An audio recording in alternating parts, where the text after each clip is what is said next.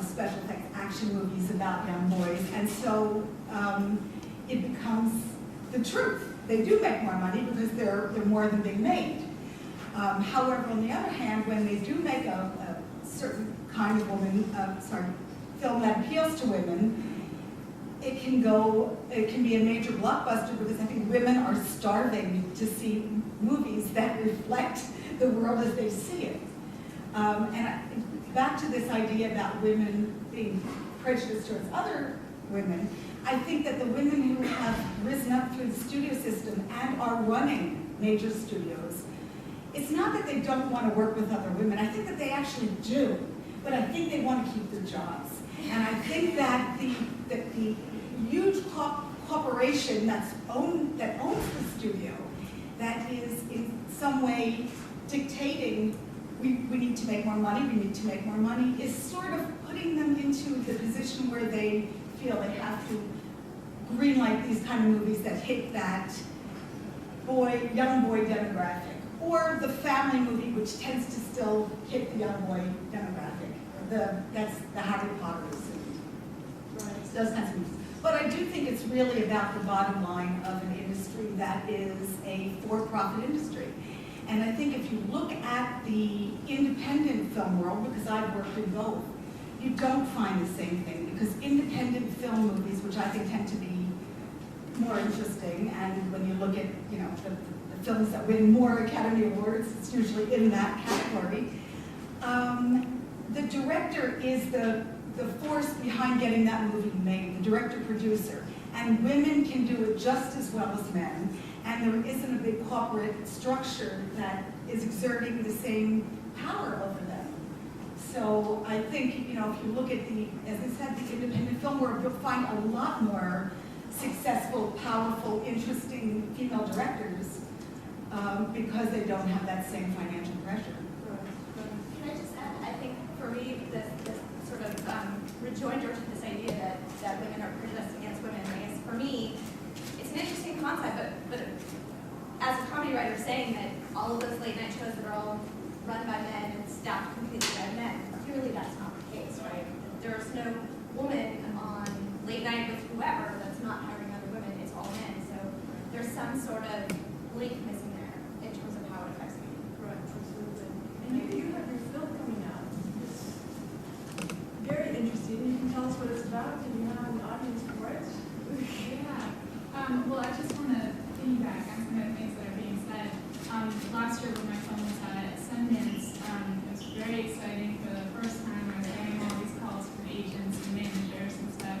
And I just want to put out there that myself and another filmmaker by the name of Shreen Davas, who was also at Columbia with me as a friend, we both got signed to very big agencies, and there was also a lot of heat around us. There were some agencies competing for us, and in part it was said it was because we were women, and because there was this new sort of interest in women filmmakers. So take that for whatever it's worth, but I do have sort of peers from my class at Sundance who are guys who haven't had that same sort of angle to work, and it's been very tough for them. So with that said, I absolutely agree with what Susan said in terms of that a lot of development executives who are women, because I'd say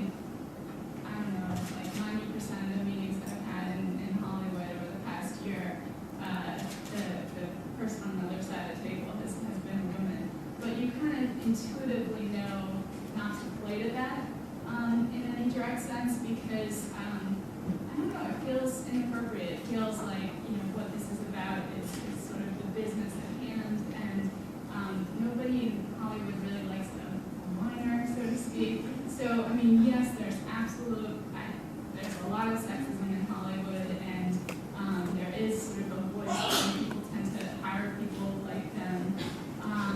But I don't know how useful it is for us as women filmmakers to let ourselves get distracted by that. We just have to kind of do it and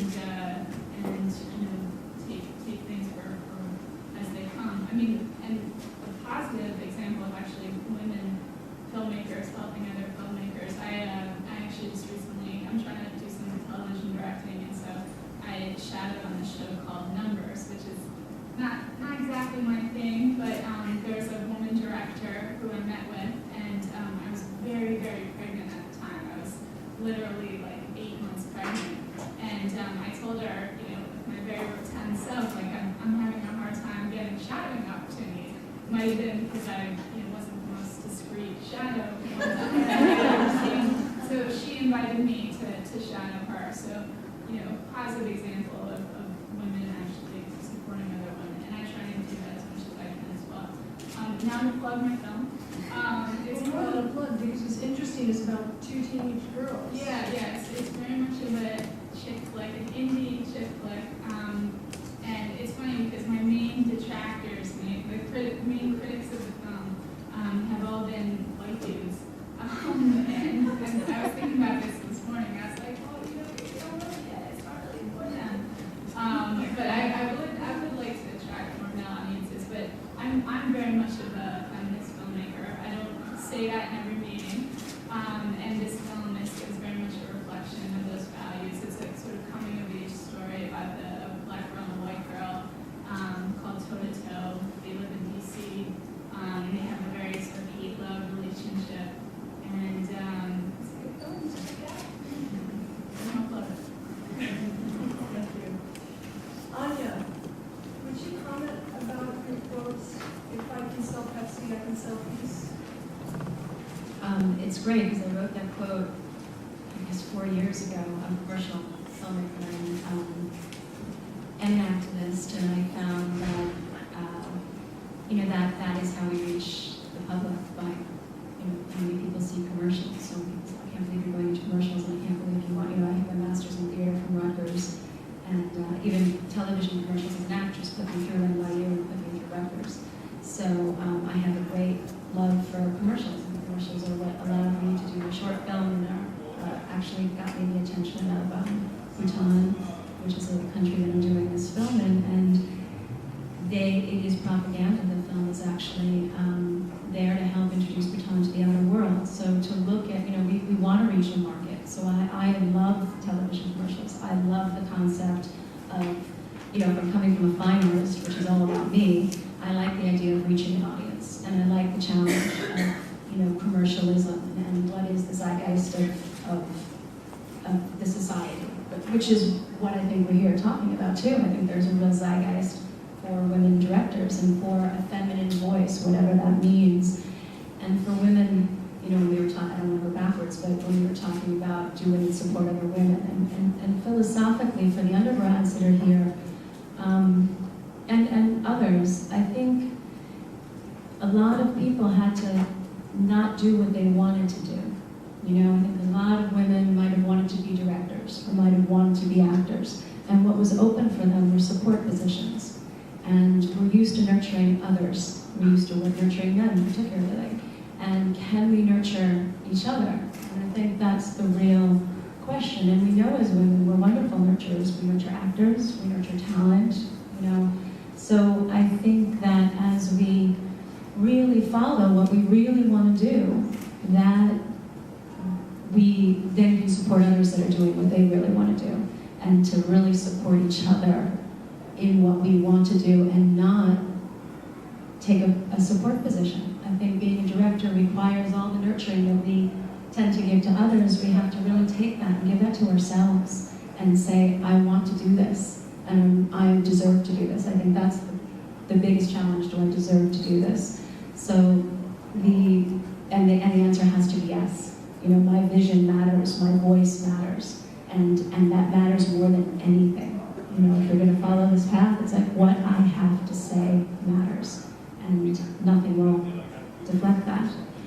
So the Pepsi Peace quote, you know, if you learn how to communicate to the world, if you can sell Pepsi effectively in a commercial, then you can learn how to sell anything and how to reach people. So that's kind of where that came from.